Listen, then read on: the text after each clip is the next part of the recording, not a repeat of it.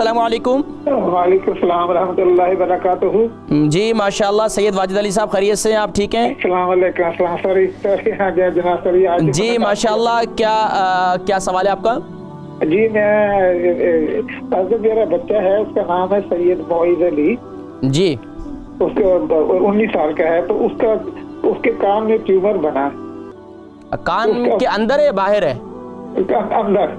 اچھا، ہاں جی، تو اس سے 2 سال پہلے اس کا آپریشن ہوا تھا، تو وہ 6-7 گھنٹے لگے تھے اس کو۔ اب وہ دوبارہ پھر وہ چیز دوبارہ آ گئی ہے واپس۔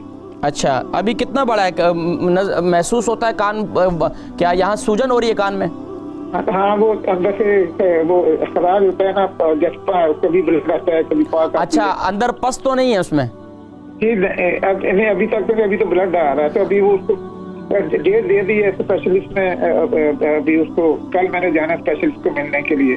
اچھا، آپ پروگرام دیکھیں، میں ذکر کرتا ہوں انشاءاللہ، اللہ کریم شفا نصیب فرمائے۔ کان میں ٹیومر ہے، سید واجد علی صاحب بتا رہے تھے کہ ان کے بیٹے ہیں اور سید معین الدین، ان کے کان میں ٹیومر ہے۔ دیکھیں، ایک تو ٹیومر ایسا ہے کہ اس میں نہ کوئی ونی کہ وہ پکا ہوا ہے اور نہ اس کے کوئی اثرات، یعنی کہ نہ خون باہر آ رہا ہے، نہ ہی یعنی کہ اس میں کوئی پس پڑی ہوئی ہے، تو اس کے پھر علاج معالجہ پھر دوسرا ہے۔ لیکن اب کان میں ٹیومر ہے تو اور کان میں سے خون بھی آ رہا ہے، تو میرا ذاتی مشورہ تو یہ ہے کہ جب تک وہ اس کا خون بند نہیں ہو جاتا اس وقت تک کوئی ایسی دوائی، کیونکہ یہ اندر کا معاملہ ہے، لیکن اگر ظاہری بات ہے جب اس کے لیے جو ڈاکٹری علاج اس وقت آپ کر رہے ہیں اس میں اس کو علاج کو کنٹینیو رکھیں، اس کے بعد میں انشاءاللہ جب یہ تھوڑا سا ٹیومر یعنی کہ اس کا خون بند ہو جائے اور اس کے بعد اگر اس میں سے پس آنا بند ہو جائے تو اس کے لیے پھر میں علاج پھر بعد میں بتلاؤں گا، لیکن صرف روحانی علاج میں آپ کو بتلا دیتا ہوں۔ حضور اکرم صلی اللہ علیہ وسلم پر نازل ہونے والی لاریب کتاب قرآن مجید فرقان حمید کی آیہ مبارکہ